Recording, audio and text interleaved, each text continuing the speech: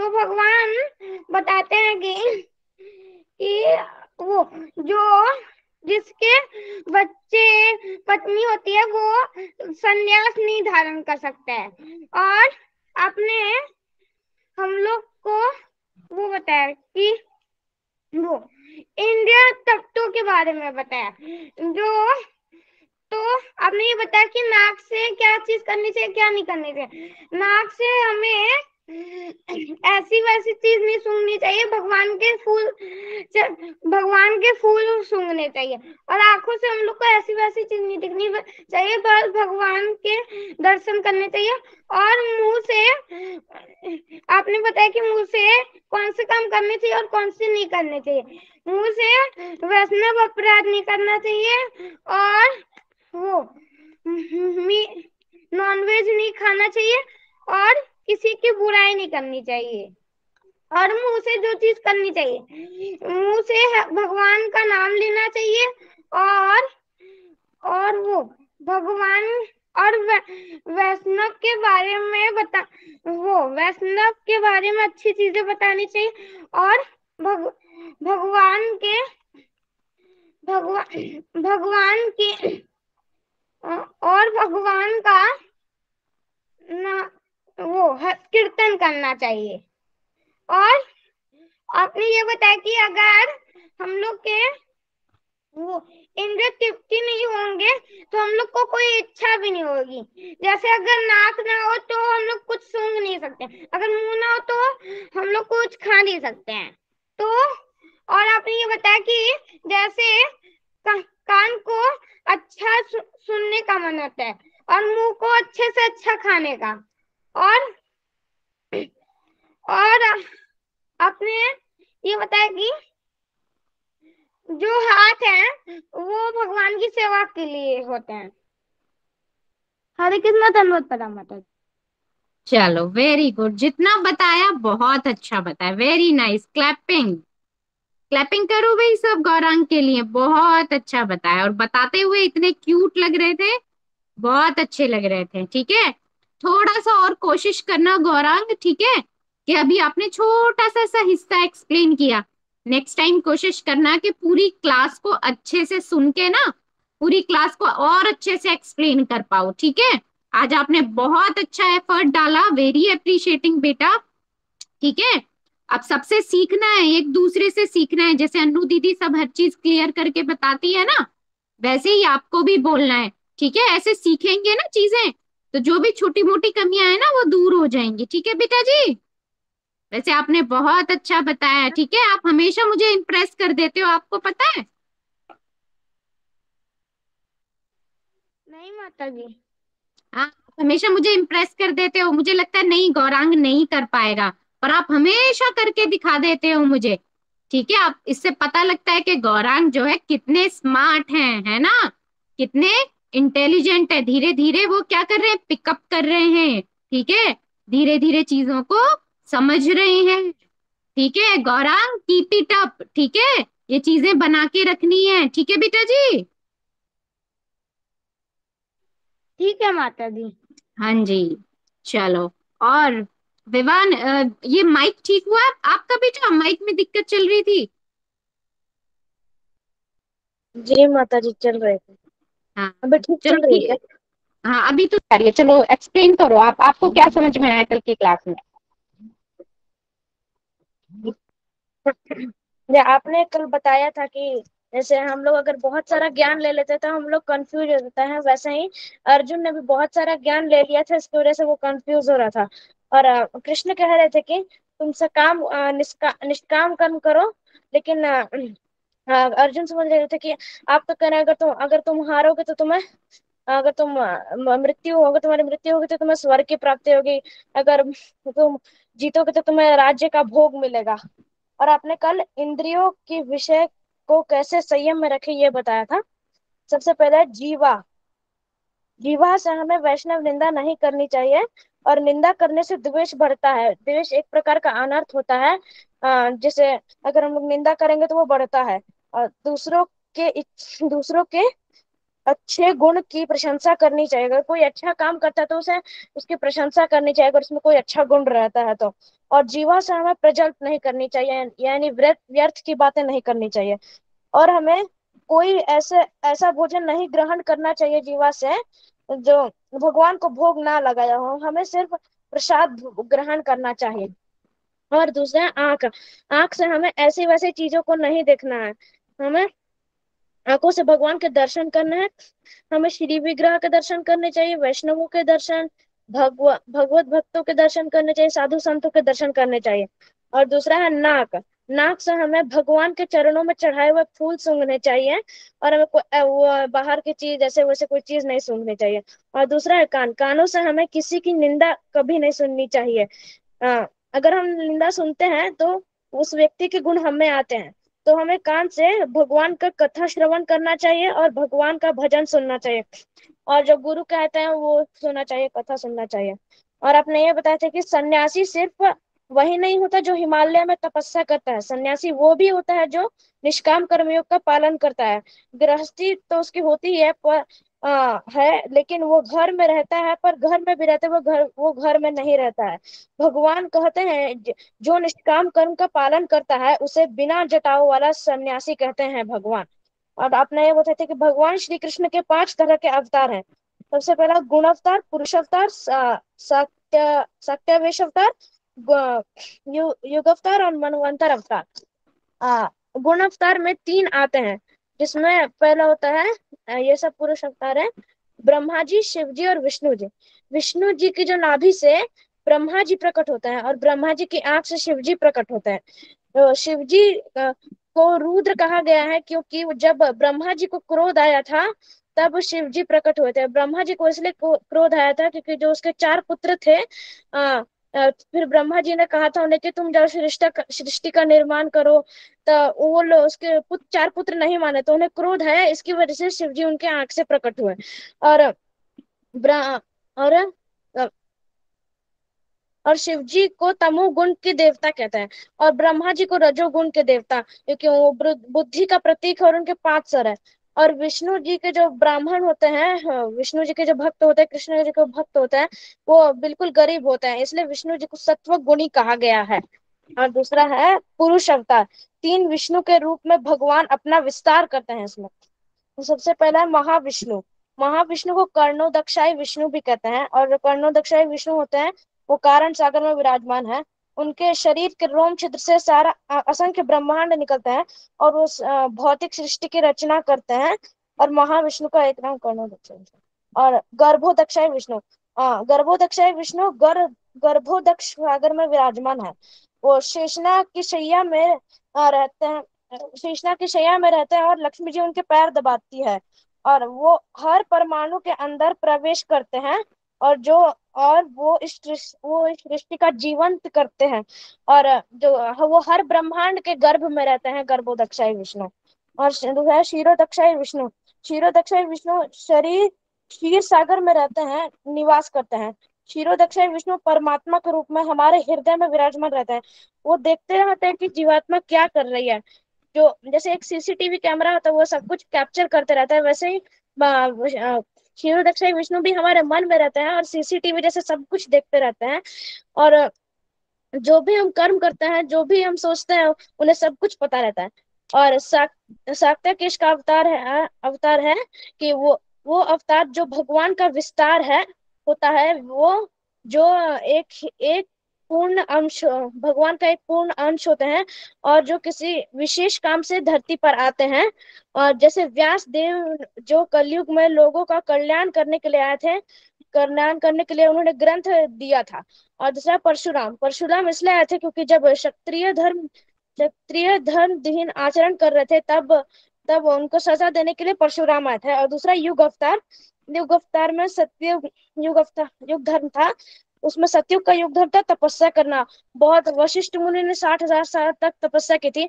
और जो लोग होते थे वहां पे वो अपने आधा से भी ज्यादा जीवन तपस्या करते थे या फिर पूरा जीवन ही तपस्या करते थे।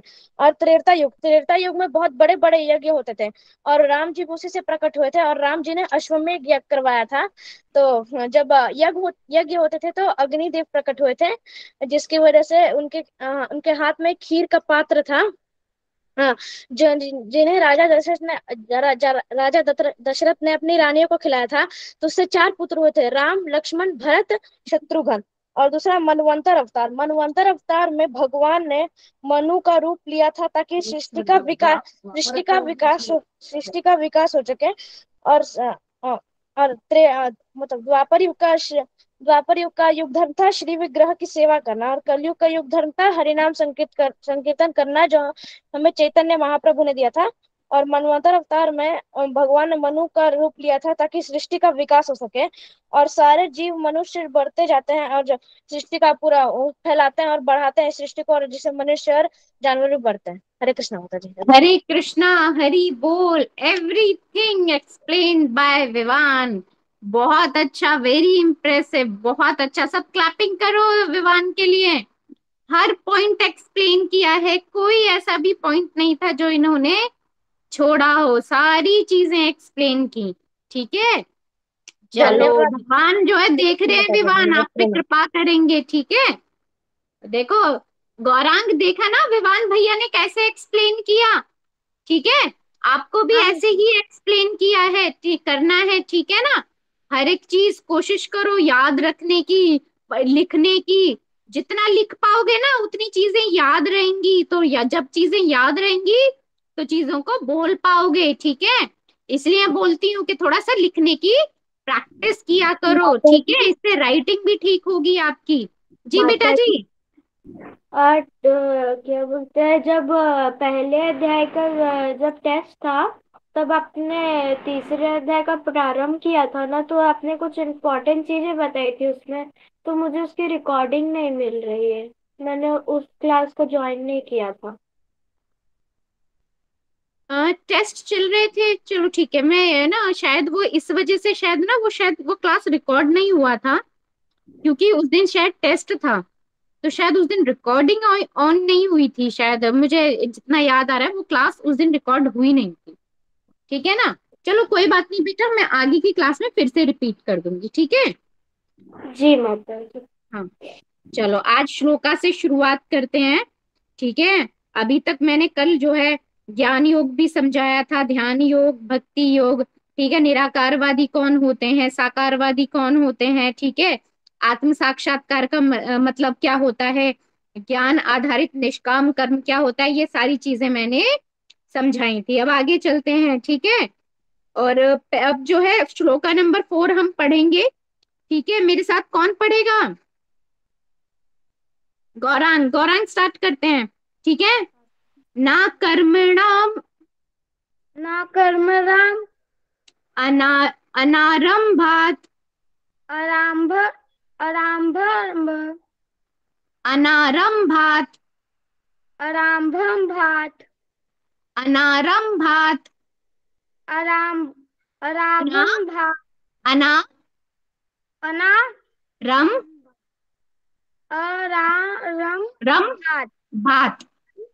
भात ठीक है, अनारंभात आराम नैष्कर्म्यम निष्कर्मयम् पुरुष अश्रुते पुरुष अस्तुते न च संन्यसनात् सन्यसनात् एव सिद्धम एम सिद्धम समधि गच्छति।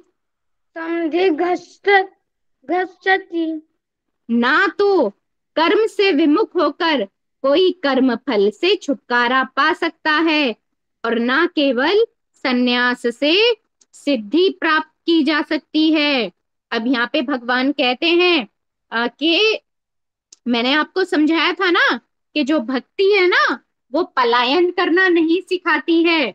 अगर हमें ये लगता है कि हमारे जीवन में बहुत कष्ट है ना, तो हमें धैर्य को धारण करना चाहिए और धीरे धीरे करके एक एक समस्या को सुलझाना चाहिए। ऐसा नहीं है कि हम जो है अगर अपनी जीवन की समस्याएं इतनी ज्यादा हैं हम उन्हें हैंडल नहीं कर पा रहे हैं, ठीक है, तो क्या करें, तो हम संन्यास ले लें, हिमालय पे चले जाएं। भगवान कहते हैं यदि आप ऐसा करोगे ना, तो अपने कर्मों को देख करके भागोगे, अपना कर्तव्य नहीं करोगे, तो तुम्हें कर्म फल से छुटकारा नहीं मिलेगा, तुम्हें वापस से जन्म ग्रहण करना पड़ेगा, तुम वापस से 84 लाख योनियों में भटकोगे, ठीक है। और जब भी सन्यास लें तो हमेशा सन्यास गुरु की आज्ञा से लिया जाता है, ठीक है। जब तक गुरु आज्ञा ना दे जब तक सन्यास नहीं लेना चाहिए, ठीक है।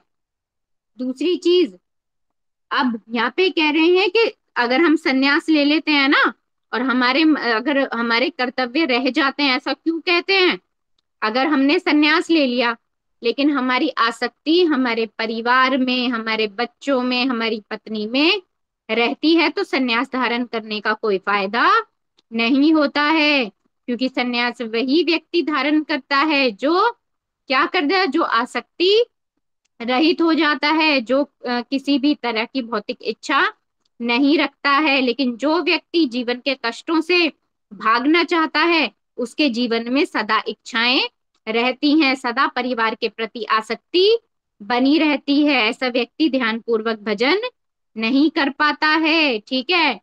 और क्या करता है, वो बार बार बार बार अपने परिवार के विषय में सोचता रहता है। तो भगवान यही कहते हैं कि अगर ऐसा करते हो तो तुम्हें कोई सिद्धि प्राप्त नहीं होगी, ठीक है, और ना ही तुम्हें कर्म बंधन से छुटकारा मिलेगा।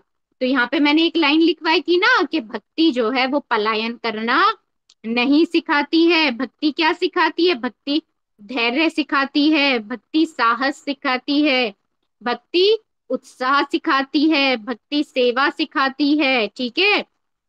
कैसे सेवा करनी है गुरु की, परिवार के प्रति कर्तव्यों का पालन किस प्रकार करना है, आसक्ति रहित होकर किस प्रकार ज्ञान आधारित कर्म करना है, ये क्या सिखाती है, भक्ति सिखाती है। लेकिन भक्ति ये नहीं कहती है कि अगर परिवार में कष्ट है तो हम क्या करें, अपना बोरिया बिस्तरों को बांधे और जो है पलायन कर जाएं। और हम क्या करें, ऐसे लोगों को क्या बोलते हैं, ऐसे लोगों को ढोंगी बोलते हैं, कहते हैं जो अपने व्यक्ति अपने कर्तव्यों को छोड़ के भागता है वो ढोंगी है, ठीक है। बात समझ में आई, क्यों ऐसा क्यों कहते हैं, क्योंकि ना तो उसका मन भगवान में लगता है और ना ही, और वो अपने परिवार के साथ भी नहीं रहता है। तो क्या होता है, ना तो ये लोक में वो खुश रह पाता है ना ही उसका परलोक सुधरता है। इतनी बात समझ में आई बेटा जी। जी माता जी। हाँ, कि भक्ति जो है पलायन करना नहीं सिखाती है। अगर जीवन में समस्याएं भी हो तो धैर्य को धारण करना चाहिए, समय को समय देना चाहिए, धीरे धीरे धीरे धीरे, जैसे भगवान बताते हैं ना, चाहे सुख हो चाहे दुख हो कोई भी ज्यादा समय नहीं टिकता है, ठीक है। तो हमें धैर्य को धारण करना चाहिए, जिस तरह से सुख चला जाता है हमारे कर्मों के अनुसार उसी तरह से दुख भी चला जाएगा। तो हमें धैर्य का धारण करना चाहिए, हमें अपने परिवार के प्रति जो कर्तव्य हैं उनका पालन करना चाहिए। यही बात भगवान अर्जुन को भी कहते हैं, ठीक है, कि तुम गृहस्थ हो, ठीक है, तुम संन्यास धारण नहीं कर सकते क्योंकि अभी तुम्हारे कर्तव्य शेष हैं। जब तुम्हारे कर्तव्य संपूर्ण हो जाएं, ठीक है, सारे कर्तव्य पूर्ण हो जाएं, तब जो है संन्यास धारण करने का समय आता है, ठीक है। अभी तुम्हारा कर्तव्य करने का समय है, ठीक है। और भगवान ने तो क्या क्या दिया है, 4 वर्ण की व्यवस्था दी है, ठीक है। और बताया है कि ईश्वर मनुष्य के जीवन में 4 आश्रम होते हैं, ठीक है। कर्तव्य जब उसके पूरे हो जाते हैं वह तभी ही वानप्रस्थ को जा सकता है, तभी वो संन्यास धारण कर सकता है, ठीक है। इतनी बात समझ में आती है बेटा जी। माता जी। अब आगे चलते हैं, श्लोका नंबर 5 पे चलते हैं, ठीक है। श्लोका नंबर 5 मेरे साथ कौन पढ़ेगा, विवान आप स्टार्ट करो। जी माता जी। नाही कश्चित क्षणम अपि नाहि कश्चित् क्षणम् अपि जातु तिष्ठति अकर्मत् कृत जातो ति- तिष्ठ- तिष्ठति तिष्ठति अकर्म कृता अकर्मकृत अकर्म कार्यते हि अवशः कर्म कार्यते हि अवशः कर्म सर्व प्रकृति जय गुणे। सर्व प्रकृति जय गुण है। प्रत्येक व्यक्ति को प्रकृति से अर्जित गुणों के अनुसार विवश होकर कर्म करना पड़ता है। अंतः कोई भी एक क्षण भर के लिए भी कर्म किए बिना नहीं रह सकता। अब भगवान ये कहते हैं कि जब मनुष्य देह धारण करता है ना, तो उसे अपने जीवन निर्वाह के लिए कर्म करना ही पड़ता है, क्योंकि व्यक्ति ने देह धारण किया है तो उसे भूख भी लगेगी, उसे भूख भी लगेगी, प्यास भी लगेगी, तन ढकने के लिए कपड़ा भी चाहिएगा, सर पे छत भी चाहिएगी, ठीक है, हाथ में थोड़े से पैसे भी चाहिएंगे अपने जीवन निर्वाह करने के लिए। और पैसे क्या करने पड़ते, पैसों को कमाना पड़ता है, धन अर्जित करना पड़ता है ना। और धन अर्जित करने के लिए क्या करना पड़ेगा, कोई ना कोई उद्यम करना पड़ेगा, ठीक है। तो व्यक्ति की ये एक बाउंडेशन होती है कि जब भी आत्मा शरीर धारण करती है तो उसकी कंपल्जन होती है कि उसे कर्म करना ही पड़ता है, ठीक है। इतनी बात समझ में आती है बेटा जी? जी माता। जय माता दी। क्योंकि देखो मनुष्य जी जीवन है, माता। तो हर दिन हमें भूख भी लगेगी, हर दिन हमें प्यास भी लगेगी, सर्दी गर्मी वर्षा ऐसे मौसम भी आएंगे, झेलने पड़ेंगे, सुख भी होगा, शरीर बीमार भी होगा, ठीक है, सुख भी आएगा दुख भी आएगा। तो ऐसे में हमें कर्म करने की आवश्यकता पड़ती है। जब तक हम जिएंगे हमें कर्म करना ही पड़ेगा, ठीक है। और जो सन्यासी होते हैं, जो सन्यास धारण करते हैं, वो क्या करते हैं, वो अपने जीवन के कर्तव्यों का पूरी तरह से पालन कर चुके होते हैं, ठीक है।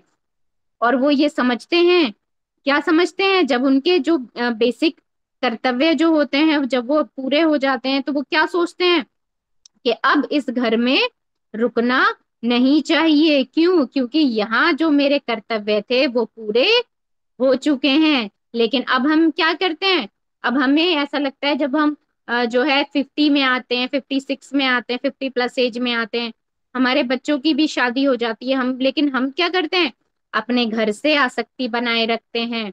हम ये सोचते हैं कि जो है हम पोती पोतों से खेल लें, पोतों की शादियां देख लें, ठीक है, और जो है यहीं पर रहें, ठीक है, हम कहाँ जाएंगे, हम तो बूढ़े हो गए हैं। जब व्यक्ति जो है बचपन में रहता है तो वो क्या सोचता है, अरे मैं अपने पैरों पे खड़ा हो जाऊं, मैं तब भक्ति करूंगा, ठीक है। जब वो बड़ा हो जाता है, नौकरी करने लगता है, तो वो ये सोचता है कि पहले मैं जो है अपना घर बनाऊंगा, अपनी सारी इच्छाओं को पूरा करूंगा, एक सुंदर लड़की के साथ शादी करूंगा। जब शादी हो जाती है तो वो सोचता है अभी तो मेरे बच्चे हैं, जिम्मेदारियां हैं, ठीक है, मेरी पत्नी है, अभी मुझे इनका ध्यान रखना है, अभी नहीं, मैं जब ना थोड़ा रिटायर हो जाऊंगा ना मैं तब भक्ति करूंगा। जब वो रिटायर हो जाता है तो वो देखता है कि अब मेरा शरीर जो है बूढ़ा हो चला है, अब मैं यात्रा नहीं कर सकता, अब जो है कोई भी धाम की यात्रा नहीं कर सकता, क्योंकि मेरे घुटने जवाब दे चुके हैं, ठीक है। अब तो मैं बस घर में आराम करना चाहता हूँ। मैंने पूरी जिंदगी भर बहुत रजोगुण में आकर के बहुत उद्यम किया है, बहुत पैसा कमाया है, बहुत धन कमाया है, सारी जिंदगी मैंने मेहनत करते करते बिता दी, अब मैं अपने घर का सुख लूंगा। लेकिन क्या ऐसा होता है, बुढ़ापे में क्या होता है, शरीर जो है काम करना बंद कर देता है, तरह तरह की बीमारियां हमें घेर लेती हैं, ठीक है। तो क्या वो भी एक सुख ले पाता है ये व्यक्ति? नहीं। आप किसी भी जीवन की अवस्था में हो, भगवान ने जो है इस संसार को दुखालयम कहा है, ठीक है, कि यहाँ पे आप किसी भी अवस्था में हो आपको दुख मिलेगा ही मिलेगा, ठीक है।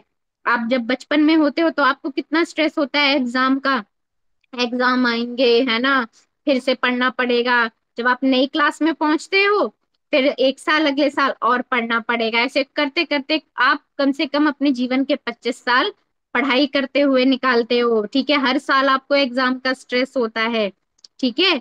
जब जॉब करते हो तो जॉब में जो है बॉस का प्रेशर रहता है, परफॉर्मेंस का प्रेशर रहता है, फिर बच्चे होते हैं, शादी होती है, माँ बाप बूढ़े हो जाते हैं तो उनके इलाज का खर्चा, ठीक है, पत्नी और बच्चों को फिर से पढ़ाने का खर्चा, ठीक है। आप इन्हीं उलझनों में उलझे रहते हो, तो आप भक्ति नहीं कर पाते हो। और जब रिटायर हो जाते हो तो शरीर भी साथ नहीं देता है, शरीर काम करना बंद कर देता है, फिर आप अपनी बीमारियों में उलझ जाते हो, तो भी आप भक्ति नहीं कर पाते हो। इसलिए व्यक्ति को क्या करना चाहिए? व्यक्ति को अपनी भक्ति को अपने जीवन का हिस्सा बनाना चाहिए, ठीक है। उसे थोड़ी थोड़ी थोड़ी थोड़ी भक्ति रोज करनी चाहिए। जैसे प्रभुपाद जी ने क्या दिया है, 16 माला दी है कि आपको दिन में क्या करना है, ज्यादा कुछ नहीं करना है, आप 16 माला करते रहिए, ठीक है। चाहे आप चलते चलते जपा कीजिए, मेट्रो में जा रहे हैं तो मेट्रो में जाते हुए जपा कीजिए, साथ में माला लेकर के घूमिए, माथे पर तिलक लगाइए, ठीक है। इससे क्या होगा, इससे क्या होगा, भक्ति आपके साथ साथ चलती रहेगी, ठीक है। उसे टालिए मत। प्रभुपाद जी क्या कहते हैं, भक्ति को टालो मत। जिस समय आपको गुरु मिल जाए, जिस समय आपको सुबुद्धि देने वाला एक प्रामाणिक गुरु मिल जाए, आप उसी समय से भक्ति स्टार्ट कर दीजिए, ठीक है। भक्ति जो है बुढ़ापे में करने की चीज नहीं है, भक्ति जो है जीवन को साथ लेकर के चलने की चीज है, ठीक है। भक्ति हमारे लिए क्या करती है, भक्ति हमारे लिए बहुत सारी चीजें करती हैं। भक्ति हमारी माता के समान है हमारे जीवन में, हमें हमारी जड़ों से जोड़ करके रखती हैं।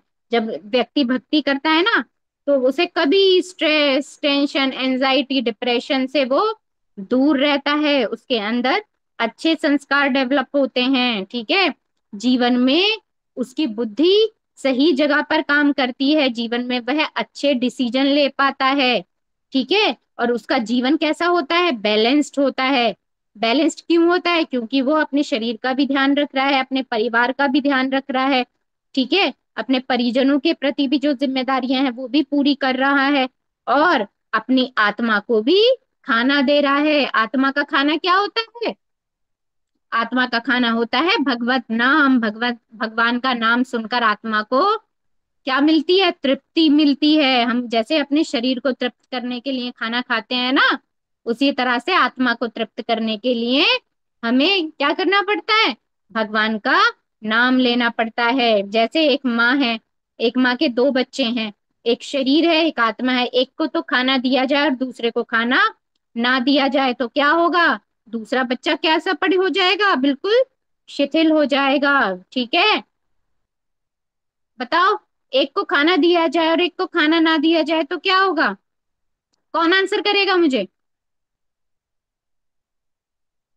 गौरांग आप आंसर करोगे? एक स्वस्थ रहेगा और दूसरा स्वस्थ बीमार हो नहीं जाएगा। रहेगा, हो ठीक जाएगा। ठीक, very nice answer, very nice answer.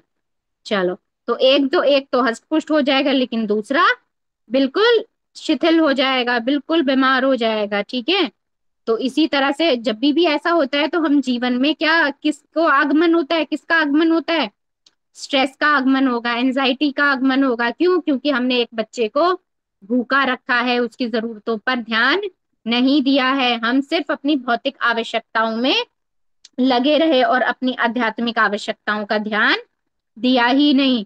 जबकि हमें क्या करना है, बैलेंस्ड लाइफ जीनी थी, हमें अपनी भौतिक आवश्यकताओं के साथ साथ अपने जीवन की आध्यात्मिक आवश्यकता का भी ध्यान रखना चाहिए। लेकिन ये बहुत दुर्भाग्य की बात है, ठीक है, कि हम अपनी आध्यात्मिक आवश्यकताओं की तरफ कभी ध्यान नहीं देते, हम दूसरे बच्चे को हमेशा भूखा रखते हैं, इसीलिए हम अपने जीवन में सदा परेशान रहते हैं, हम भगवान का आश्रय नहीं लेते हैं, हम अपने अंदर अच्छे गुण विकसित नहीं करते हैं, हमारे अंदर कोई दया भाव नहीं होता है, हम सदा पैसे कमाने की भाग दौड़ में लगे रहते हैं और कभी संतुष्टि का जीवन नहीं जीते हैं। इतनी बात समझ में आती है बेटा जी?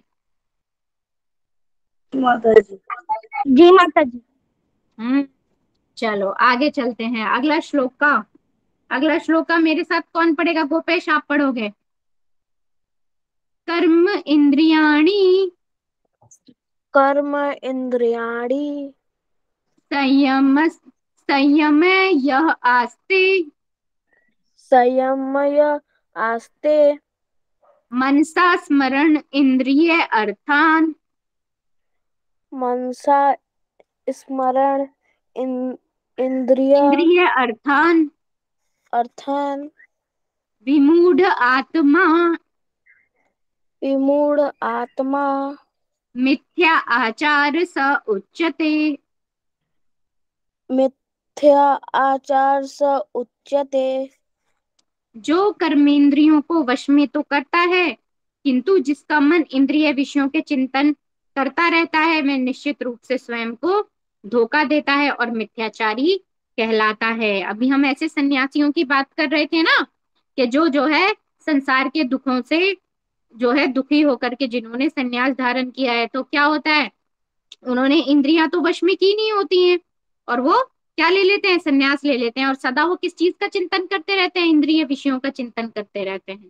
ठीक है, कि मैं तो अच्छे से खा भी नहीं पाया, मैं तो जो है अच्छा कपड़ा भी नहीं पहन पाया, मुझे तो वहां घूमने जाना था, मैं तो वहां घूमने भी नहीं जा पाया, मेरे मुझे तो जीवन में इतने दुख मिले, तो मैंने तो सन्यास धारण करना ही उचित समझा। ठीक है, लेकिन उसके मन में जब इस तरह के विचार चलते रहते हैं ना, तो उसे हम कहते हैं कि वो मिथ्याचारी है, यानी कि वो जो है सही मायनों में सन्यासी नहीं है, क्योंकि सन्यासी का जो है अर्थ यही है कि जो अपने इच्छा से, ठीक है, सारे इंद्रिय भोगों का त्याग करे बिना किसी दुख के। उसका सन्यास जो है वो ज्ञान पे आधारित होना चाहिए, ना कि संसार के दुखों से पलायन करने का करना होना चाहिए। ठीक है ना, कि संसार में दुख बहुत है, इसलिए मैं पलायन कर जाता हूँ, सन्यास ले लेता हूँ। तो संसार के दुखों से छुपने के लिए जो है हमें सन्यास नहीं लेना है। इतनी बात समझ में आती है बेटा जी? जी माता। अगले श्लोका पे चलते हैं, है ना। अब मैं पढ़ती हूँ, ठीक है, ताकि हम थोड़ा सा जल्दी जल्दी आगे बढ़ सके। ठीक है, चलो एक श्लोका वैष्णवी पढ़ लेंगे। चलो वैष्णवी साथ में पढ़ो मेरे। या जी तू इंद्रियाणी, माता जी कौन सा श्लोक पढ़ या रहे हैं आप? अब मैं श्लोका नंबर 7 पढ़ रही हूँ। हाँ या बोलिए तू माता जी। इंद्रियाणी या तो इंद्रियाणि मनसा नियम्य आरभते, मनसा नियमारभते। अर्जुन कर्मे इंद्रिय अर्जुन कर्मे इंद्रिये कर्म योगम आसक्तः कर्मयोगे आगमस्तः आसक्तः आसक्तः स विशिष्यते। स विशिष्यते। दूसरी ओर यदि कोई निष्ठावान व्यक्ति अपने मन के द्वारा कर्मेंद्रियों को वश में करने का प्रयत्न करता है और बिना किसी आसक्ति के कर्म योग प्रारंभ करता है, तो वह अति उत्कृष्ट है। ठीक है, अभी जो हम बात कर रहे थे ना, कि जो व्यक्ति ज्ञान आधारित संन्यास लेता है, ठीक है, अपनी इच्छा से अपनी सभी भौतिक जो इच्छाएं होती है उनका त्याग करता है, ठीक है, तो उसी को भगवान यहाँ पे उसी को बता रहे हैं कि अगर व्यक्ति निष्ठावान है, वो अपने सभी कर्तव्य पूरा कर चुका है, अपनी इंद्रियों को वश में कर चुका है, ठीक है, और क्या क्या किया है उसने उसने समस्त आसक्तियों का त्याग कर दिया है, तो वह व्यक्ति क्या है, वह व्यक्ति जो है कर्मयोग प्रारंभ करता है, तो वह अति उत्कृष्ट है। ठीक है, कर्मयोग का अर्थ ही ये है यहाँ पे कि व्यक्ति को आसक्ति रहित कर्म करना है। ठीक है, व्यक्ति जब कर्म करे ना, तो उसको फल की आसक्ति नहीं होनी चाहिए। ठीक है, ठीक है, इस तरह से जब वो ज्ञान आधारित कर्म करता है, ठीक है, और सेवा भाव से अपने सारे कर्तव्यों का पूरा करता है, ठीक है, तो क्या होता है, उसके मन में क्या आती है, विरक्ति आती है। बताया था ना, ज्ञान आधारित कर्म करने से उसके मन में विरक्ति आती है, और फिर वो धीरे धीरे अपने सभी कर्तव्यों को पूरा करते हुए सन्यास को धारण करता है। ठीक है, ऐसे व्यक्ति को भगवान क्या कहते हैं, कि ऐसा व्यक्ति निष्ठावान है। ठीक है, क्योंकि बहुत समय से वो प्रयत्न कर रहा है कि उसकी इंद्रियां वश में हो जाएं। ऐसा नहीं है कि ऐसे व्यक्ति के जीवन में कष्ट नहीं है, कष्ट हैं उनके जीवन में, लेकिन वो क्या कर रहे हैं, वो धीरे धीरे धीरे धीरे जो है अपने कष्टों पर विजय प्राप्त कर रहे हैं, धीरे धीरे हर चीज का सॉल्यूशन निकाल रहे हैं वो। ठीक है, समस्याओं को देखकर भाग नहीं रहे। ठीक है, आगे चलते हैं। नियतम कुरु कर्म त्वम कर्म जाय ही अकर्मणम शरीर यात्रा अपि च तेना प्रसिद्धते अकर्मणः। अपना नियत कर्म करो, क्योंकि कर्म ना करने की अपेक्षा कर्म करना श्रेष्ठ है। कर्म के बिना तो शरीर का निर्वाह भी नहीं हो सकता। अब भगवान ये कह रहे हैं यहाँ पे कि अगर कर्म नहीं करोगे ना, ठीक है, तो ये सही नहीं है। कर्म ना करने की अपेक्षा कर्म करना सही है, ठीक है, ये कह रहे हैं। और अगर आप कर्म नहीं करोगे तो आपके शरीर का निर्वाह नहीं होता। फॉर एग्जाम्पल, आप बड़े हो जाते हो, ठीक है, और घर में जिम्मेदार होते हो, अगर आप काम करना बंद कर दोगे तो आपके परिवार के प्रति जो कर्तव्य है उनका पालन कौन करेगा? ठीक है, आप कैसे करोगे सारी चीजों को? और आपका अपना जीवन निर्वाह है, क्योंकि भूख तो आपको लगेगी, है ना, कपड़े भी पहनने के लिए चाहिएंगे, तो कौन करेगा? अगर आप अपना जीवन निर्वाह के लिए, तो आपको कर्म करना पड़ेगा ही। इसलिए भगवान कहते हैं कि जो भी आपके कर्म है उन्हें करो। आगे चलते हैं। यज्ञ अर्थात कर्मणः अन्यत्र लोकः अयम कर्म बंधना तदर्थम कर्म कौन्तेय मुक्त संग समाचरा। श्री विष्णु के लिए यज्ञ रूप में कर्म करना चाहिए, अन्यथा कर्म के द्वारा इस भौतिक जगत में बंधन उत्पन्न होता है।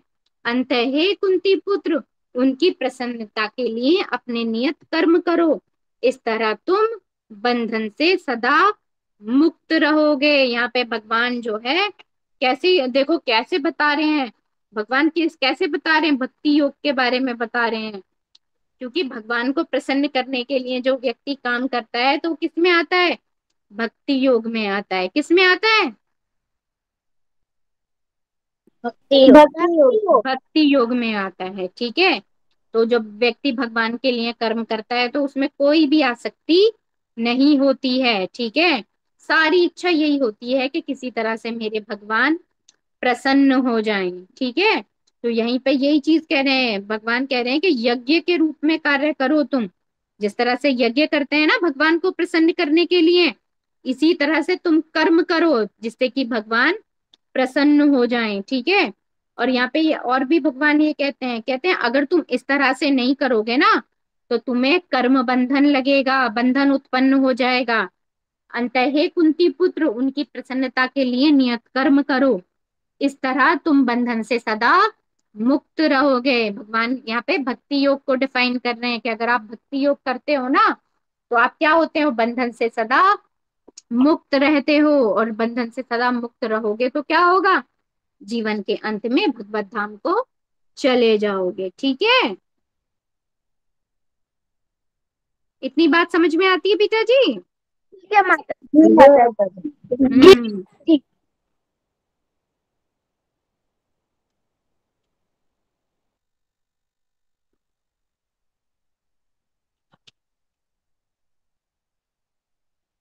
अब यहाँ पे आगे कहते हैं भगवान, अगला श्लोका पढ़ते हैं, श्लोका नंबर 10 पढ़ते हैं, ठीक है ना। सहयज्ञा प्रज्ञा सृष्टा पुरा उवाच प्रजापति अनेन प्रसिद्ध्यम ऐशा वह अस्तु इष्ट काम धृका। अब यहाँ पे क्या कह रहे हैं भगवान? भगवान कह रहे हैं सृष्टि के प्रारंभ में समस्त प्राणियों के स्वामी प्रजापति ने विष्णु के लिए यज्ञ सहित मनुष्य तथा देवताओं की संस्थियों को रचा है और कहा तुम इस यज्ञ से सुखी रहो, क्योंकि इसके करने से तुम्हें सुखपूर्वक रहने तथा मुक्ति प्राप्त करने के लिए समस्त वांछित वस्तुएं प्राप्त हो सकेंगी। यहाँ पे भगवान ये बता रहे हैं कि जब सृष्टि की रचना हुई थी ना, और ब्रह्मा जी के पुत्र कौन थे? दक्ष प्रजापति थे, ठीक है। दक्ष प्रजापति से ही वो सारी सृष्टि जो है रची गई थी, ठीक है। बात समझ में आ रही है? तो ये बताते हैं कि दक्ष प्रजापति जब आए थे ना, सृष्टि की रचना हुई थी, तो उन्होंने भी सारे संसार के लिए यज्ञ किया था। और यज्ञ में क्या कहा था उन्हें? कि मैंने जो है ये यज्ञ किया है, इससे तुम्हें सारी वांछित वस्तुएं प्राप्त हो जाएंगी। इस यज्ञ से मैंने भगवान विष्णु को संतुष्ट किया है, ठीक है। समझ में आया बेटा जी? जी माता जी। जी माता हाँ। जी। जी। आगे चलते हैं। अब ये बताओ कि कलयुग का यज्ञ क्या है। हरि नाम करना। हाँ, हरिनाम संकीर्तन हरिनाम करें। संकीर्तन। ठीक है, आगे चलते हैं। देवान भाव्यता अनेन ते देवा भवयन्तु वा परस्परम भावयन्ता श्रेय परम अवाप्स्यथ। यज्ञों के द्वारा प्रसन्न होकर देवता तुम्हें भी।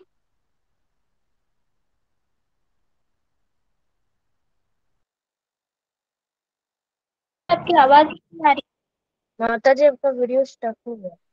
माता जी आपकी आवाज नहीं आ रही, आपका वीडियो आपको नहीं आता प्रसन्न है। करेंगे और इस तरह मनुष्यों तथा देवताओं के मध्य।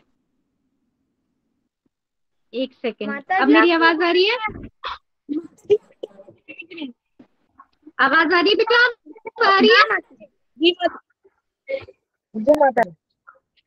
हम्म।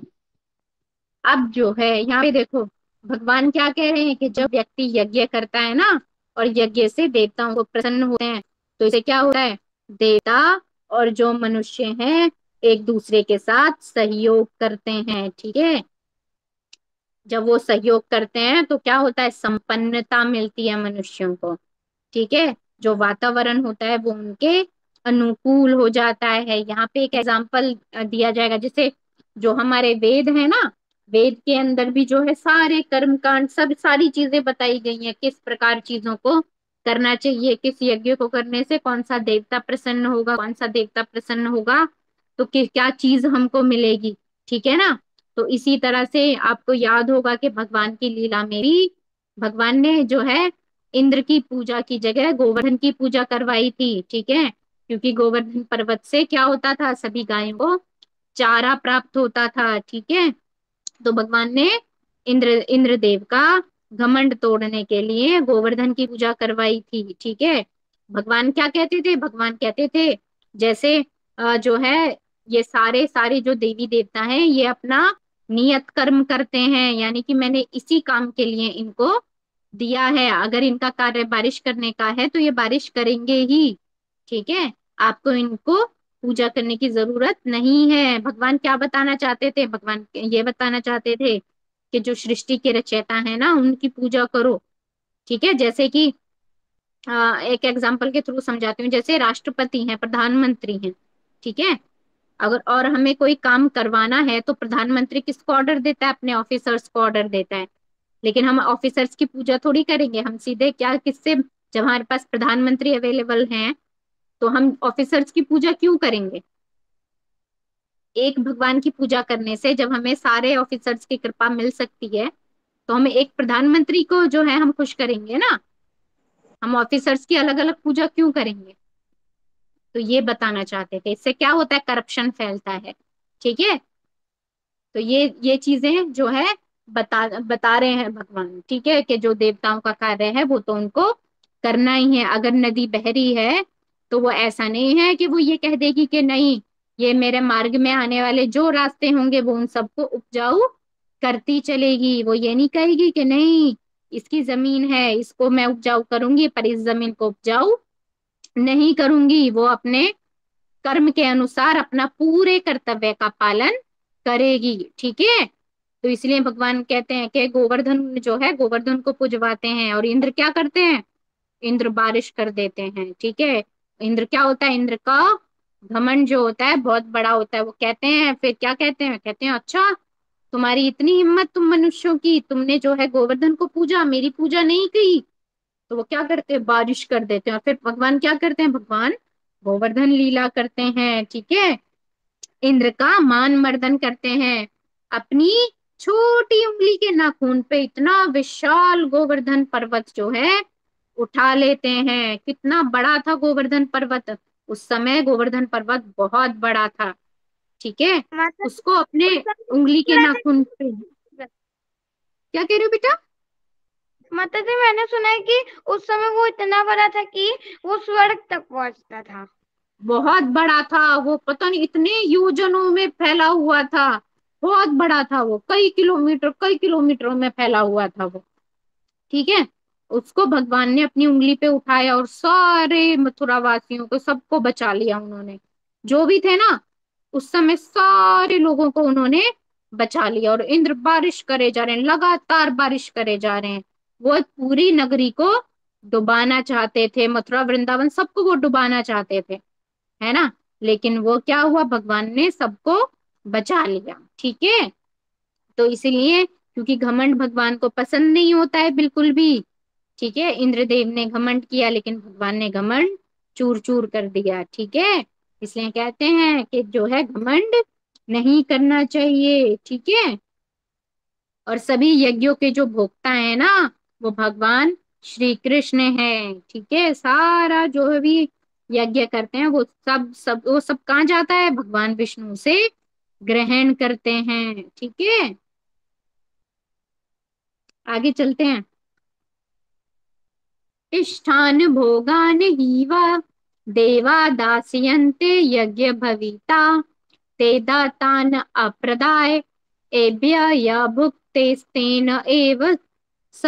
जीवन की विभिन्न आवश्यकताओं की पूर्ति करने वाले विभिन्न देवता यज्ञ संपन्न होने पर प्रसन्न होकर तुम्हारी सारी आवश्यकताओं की पूर्ति करेंगे।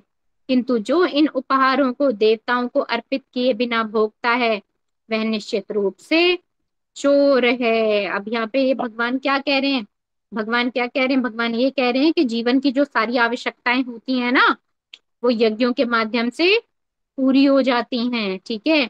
लेकिन अगर हम इन सारे जो भी उपहार हमें मिलते हैं ना, अगर भगवान को ऑफर किए बिना हम खा लेते हैं ना, तो हम क्या हो जाते हैं, चोर हो जाते हैं, ठीक है। इसको ऐसे समझो, जैसे तुम्हारे घर में फ्रिज के अंदर बहुत सारे फ्रूट्स पड़े हैं, बहुत सारे, ठीक है ना। लेकिन तुम क्या करते हो, तुम अपने क्या करते हो, घर में जो मम्मी होती है, मम्मी सबको देती है, ठीक है।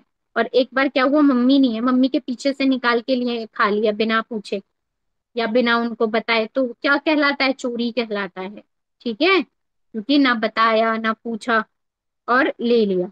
अगर वही चीज तुम भगवान या मम्मी से पूछ करके लेते, मम्मी मैं ले रही हूँ, आप भी लोगे क्या, तो इससे मम्मी खुश होती या नहीं। होती माता जी। ठीक है, ऑल दो मम्मी ही सारे फ्रूट लेके आई, डैडी ही सारे फ्रूट लेके आए, एक एक क्या है ऑप्शन, एक उनके साथ बांट करके खाना है, जिसमें जो है वो भी खुश होते और आपको भी मिलता, ठीक है। और एक है पीछे से चुरा के खाना, तो जो है जो उनको बिना बताए खाओगे, बिना उनको ऑफर किए खाओगे, तो वो क्या कहलाएगा, चोरी कहलाएगा।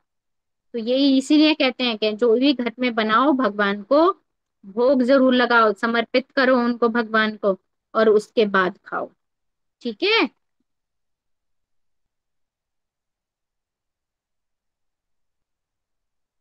बात समझ में आती है, बोलूंगी नहीं तो जी बिल्कुल माता रिप्लाई जी। नहीं करेंगे, ठीक है। जी माता क्यों जी। हमें भगवान को भोग लगाना चाहिए, यहाँ पर ये बताया जा रहा है, ठीक है। अब यहाँ पे यही चीजें जो है ये बताई गई हैं कि हमें क्या करना है। देवता जो है सारी चीजें पूरा करते हैं, ठीक है। लेकिन हम क्या है, हम बिल्कुल भी उनको ऑफर नहीं करते हैं, ठीक है। आगे चलते हैं। यज्ञ श्रेष्ठ अशिनसंता मुच्यन्ते सर्व किल्बिषे भुजन्ते ते तु अघम पापा ये पचन्ति आत्म कारणात्।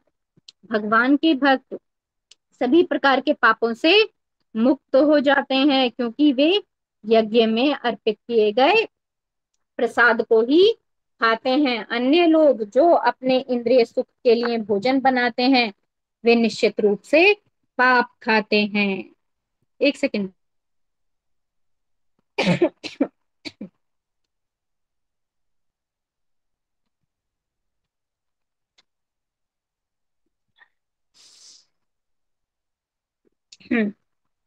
यहाँ पे भगवान देखो बता रहे हैं ये चीज कि हमें क्या करना चाहिए, हमें भगवान का प्रसाद खाना चाहिए, ये बता रहे हैं। ये कह रहे हैं भगवान यहाँ पे कि अगर आप भगवान को जो है ऑफर किए बिना, भोग लगाए बिना भगवान को अगर आप खाते हो ना, तो आप भोजन नहीं, आप पाप खा रहे हो, ठीक है। लेकिन अगर आप बनाते हो, भगवान को ऑफर करके खाते हो, तो क्या होता है, तो जो है आप जो है पाप नहीं खाते हो, ठीक है। यहाँ पे भगवान को भोग लगा के खाना क्यों जरूरी है, ये बता रहे हैं, ठीक है। अब आगे चलते हैं। अन्नात् भवन्ति भूतानि पर्चजन्यात् अन्न संभवा यज्ञात् भवति पर्जन्य यज्ञ कर्म समुद्धवा। अब यहाँ पे भगवान कह रहे हैं सारे प्राणी अन्न पर आश्रित हैं, जो वर्षा से उत्पन्न होता है। वर्षा यज्ञ संपन्न करने से होती है और यज्ञ नियत कर्मों से उत्पन्न होता है। अब यहाँ पे भगवान क्या बता रहे हैं, भगवान एक श्रृंखला बता रहे हैं। भगवान क्या कह रहे हैं, कह रहे हैं कि अन्न जो होता है ना, वो बारिश से पैदा होता है। बारिश जो है होती है, उसी के बाद अन्न पैदा होता है।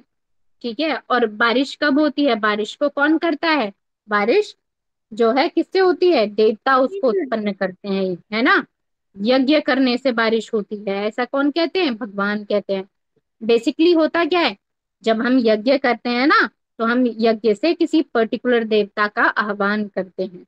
ठीक है, जब मान लो इंद्र देवता के लिए यज्ञ किया, तो इंद्र देव जब यज्ञ से प्रसन्न होंगे तो वो प्रकट होंगे, और प्रकट होंगे तो उनसे क्या मांगा जाएगा कि आप जो है हमारे यहाँ बारिश कर दीजिए। वो बारिश करेंगे तो जो है अन्न होगा। ठीक है, तो ये पूरा जो है सिस्टम समझा रहे हैं भगवान। और यज्ञ कैसे होता है, यज्ञ होता है नियत कर्म करने से, यानी कि यज्ञ के लिए भी क्या करना पड़ता है, यज्ञ के लिए भी आपको ब्राह्मण चाहिए। ठीक है, आपको घी चाहिए, आपको लकड़ियां चाहिए, है ना, आपको राजा भी चाहिए। यज्ञ में यज्ञ कौन करता है, यज्ञ राजा करता है। ठीक है, तो उसके लिए भी हमें वस्तुओं की आवश्यकता होती है। ठीक है, यज्ञ वेदी बनानी होती है, ब्राह्मणों का सत्कार करना होता है, तो ये भी कर्मों में आता है। भगवान ये समझाने की कोशिश कर रहे हैं। ठीक है, कि अन्न कहाँ से आएगा, बारिश से। बारिश कहाँ से होगी, यज्ञ से। ठीक है, और कब कैसे होगा, यज्ञ करने के लिए हमें अपने नियत कर्म को करना पड़ेगा, ये समझा रहे हैं भगवान। ठीक है, क्लियर बेटा जी। हम्म, अब आगे चलते हैं। कर्म ब्रह्मा उद्भवम ब्रह्मा अक्षर समुद्भवम समुद्भव समु समुद्भवम तस्मात् सर्वगतम ब्रह्मा नित्यम यज्ञ प्रतिष्ठितम। अब यहाँ पे भगवान क्या कह रहे हैं, भगवान कह रहे हैं वेदों में नियमित कर्मों का विधान है, और ये वेद साक्षात श्री भगवान से प्रकट हुए हैं। फलतः सर्वव्यापी ब्रह्मा यज्ञ कर्मों में सदा स्थित रहता है। अब यहाँ पे बता रहे हैं कि भगवान ये बता रहे हैं कि वेदों का ज्ञान दिया किसने है, तो भगवान बता रहे हैं कि वेदों का ज्ञान जो है श्री भगवान ने दिया है। और श्री भगवान कौन है, स्वयं श्री कृष्ण, जिन्हें परम ब्रह्म कहा जाता है। ठीक है, जो ब्रह्मा के भी ऊपर है। ठीक है, परम ब्रह्म। ठीक है, तो ये जो परम ब्रह्म है ना, इन्होंने ही वेदों का ज्ञान दिया है। ठीक है, और वो सारे यज्ञों के भोक्ता हैं। ठीक है, सारे यज्ञों का स्वामी कौन है, श्री भगवान है। ठीक है, श्री भगवान। हाँ, तो यज्ञ जो है, यज्ञ किस तरह से किया जाना है, ये वेदों में वर्णित है, वेदों में बताया गया है। और वेद किसने दिए हैं, वेद श्री भगवान ने दिए हैं। ठीक है, अब आगे चलते हैं। एवं प्रवर्तितम चक्रम न अनुवर्तयति इह ये अज्ञ आयु इंद्रियाराम मोघम पार्थ स जीवति। हे प्रिय अर्जुन, जो मानव जीवन में इस प्रकार वेदों द्वारा स्थापित यज्ञ चक्र का पालन नहीं करता, वह निश्चय ही पापमय जीवन व्यतीत करता है। ऐसा व्यक्ति केवल इंद्रियों की तुष्टि के लिए व्यर्थ ही जीवित रहता है। भगवान कहते हैं कि जो यज्ञ नहीं करता, भगवान को प्रसन्न नहीं करता, भगवान को भोग लगाता नहीं है, भगवान के प्रसन्नता के लिए कोई कार्य नहीं करता है, तो ऐसा व्यक्ति कैसा जीवन बिताता है, वो अपने इंद्रियों की तृप्ति में लगा रहता है, और वो पाप में जीवन बिताता है। ठीक है, उसका जीवन कैसा होता है, पापों से परिपूर्ण रहता है। आगे चलते हैं, श्लोका नंबर 17। या तु आत्मरति एव चात आत्म तृप्तः च मानव आत्मनि एव च संतुष्टः तस्य कार्यं न विद्यते। किंतु जो व्यक्ति आत्मा में ही आनंद लेता है तथा जिसका जीवन आत्म साक्षात्कार से युक्त है और जो अपने में ही पूर्णता संतुष्ट रहता है, उसके लिए कुछ करणीय नहीं होता है। ठीक है, अब देखो यहाँ से हम कल करेंगे। ठीक है, आज समय हो गया है, यहाँ से एक और टॉपिक स्टार्ट होता है। ठीक है, इसको हम कल देखेंगे। ठीक है,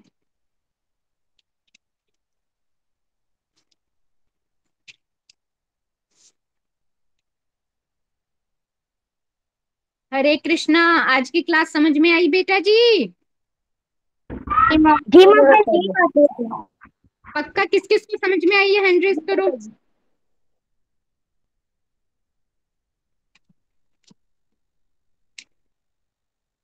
Gaurang, explain the class. Hare Krishna, धन्यवाद प्रणाम माता जी।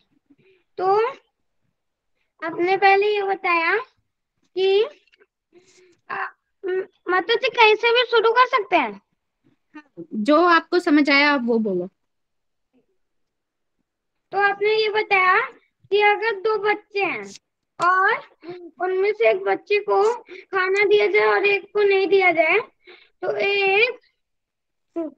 एक स्वस्थ रहेगा और एक नहीं रहेगा। और आपने ये बताया कि जब एक व्यक्ति जब छोटा बच्चा होता है तो वो सोचता है कि पहले जब बड़ा हो जाऊं तब, जब मैं चलूंगा तब मैं भक्ति करूंगा। फिर जब वो बड़ा हो जाता है और जब वो काम करने लगता है तो वो सोचता है मैं एक अच्छी लड़की से शादी करूंगा। इसके बाद जब उसके बच्चे हो जाते हैं तो तो तो इसके बाद तो वो उनके साथ खेलता है। और इसके बाद जब वो बुढ़ा हो जाता है तो वो जब सोचता है कि भक्ति करूंगा, लेकिन वो उसका शरीर साथ नहीं देता है। और आपने ये बताया कि हम लोग अगर वो भगवान को भोग अगर ऑफर नहीं करते हैं तो और अगर उसको खाते हैं तो वो भोग तो वो खाना नहीं, उसको वो पाप बोलते हैं। और जो अगर हम लोग उसको ऑफर करते हैं तो वो प्रसाद होगा ना।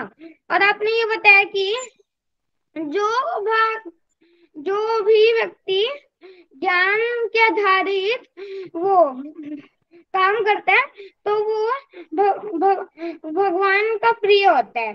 और आपने ये बताया कि और इसके बाद आपने ये बताया था कि और आपने ये बताया कि और आपने ये बताया जो अब ये अगर बारिश चाहिए तो उसके लिए यज्ञ करना होगा, यज्ञ से ही बारिश होगी।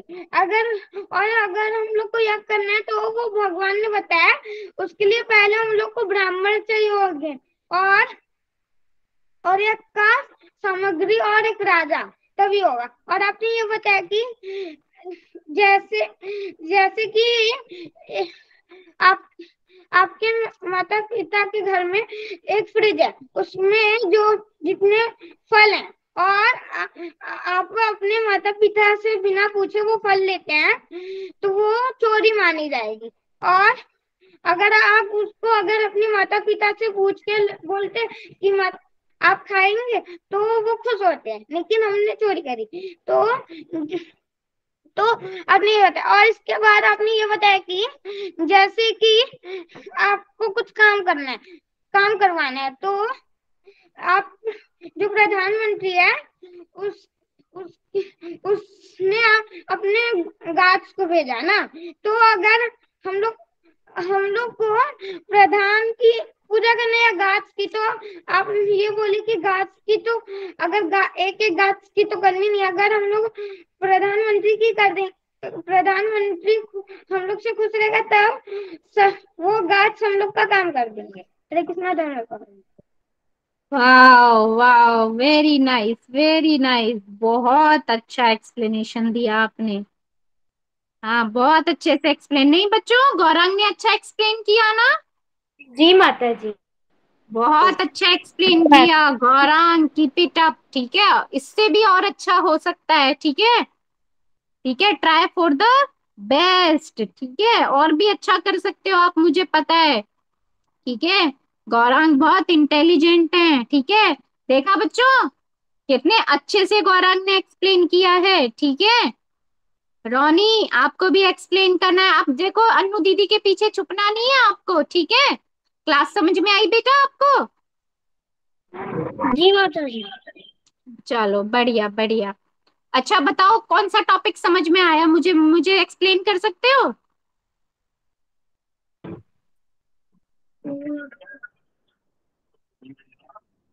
देखो गौरांग ने भी एक्सप्लेन किया ना, आपको भी एक्सप्लेन करना है। बताओ कोई टॉपिक समझ आया?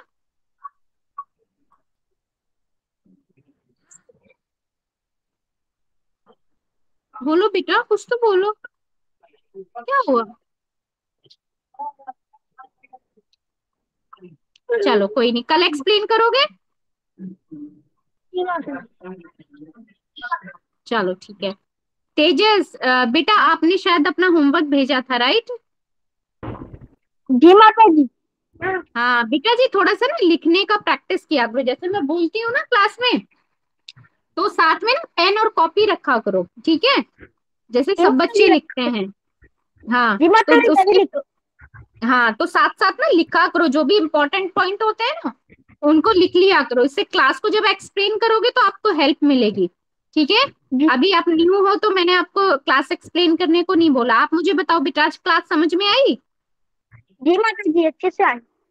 हाँ अच्छे से तो अपनी, जैसे मैंने आज आपका देखा था, ठीक है, तो थोड़ा काटा पीटी कम करनी है ना। और थोड़ा सा अपने लिखने में थोड़ा सा दिक्कत थी, ठीक है, कुछ कुछ पॉइंट स्किप किए हुए थे आपने, है ना। तो कोशिश करना है कि एक्सप्लेन अच्छे से करना है, और एक्सप्लेन आप तभी अच्छे से कर पाओगे जब आप अच्छे से लिख पाओगे, ठीक है ना। अगर जो जी क्लास में माता समझ में आता है ना तो तुरंत उसको नोट डाउन कर लिया करो, ठीक है। जी। और अगर कोई पॉइंट इनकेस ना भी समझ में आए तो मेरा नंबर तो है ना, मुझे मैसेज कर जी। दिया करो कि माता जी ये वाला पॉइंट समझ में नहीं आया, हमें एक्सप्लेन कर दिया जाए दोबारा से, तो मैं आपको वॉइस रिकॉर्डिंग भेज दूंगी, ठीक है। और जी बाकी माता तो क्लास की रिकॉर्डिंग जो है किड्स ग्रुप में हर रोज आती ही है, ठीक है। जी। चलो, तो अच्छा आज आप एक्सप्लेन करना चाहोगे, आज आपको कुछ समझ में आया, कोई टॉपिक क्लियर हुआ आपका? जी माता जी अच्छे से हुआ। हाँ तो बताओ कोई एक टॉपिक एक्सप्लेन करो जो आपको समझ में आया।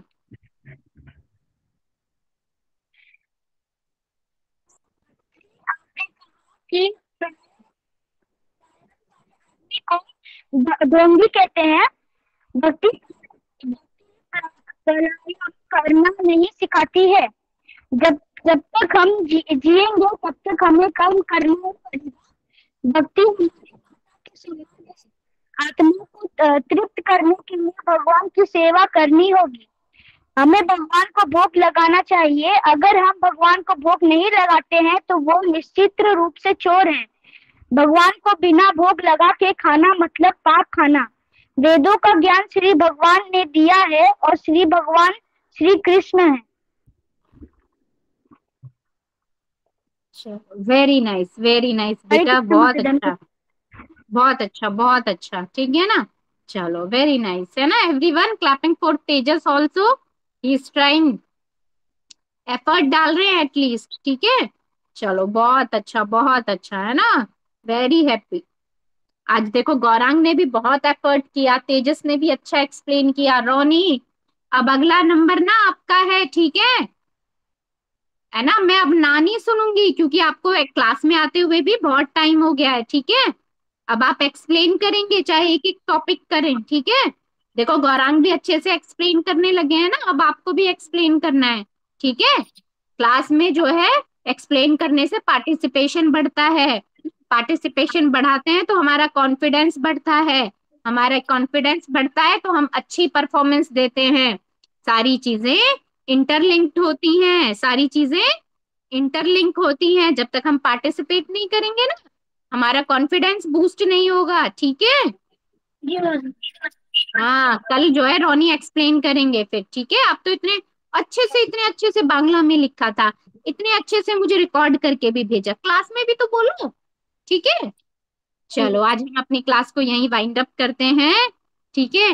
हरे कृष्णा, हरे कृष्णा, कृष्णा कृष्णा, हरे हरे, हरे रामा, हरे रामा, राम राम, हरे हरे, हरे हरे हरे कृष्णा।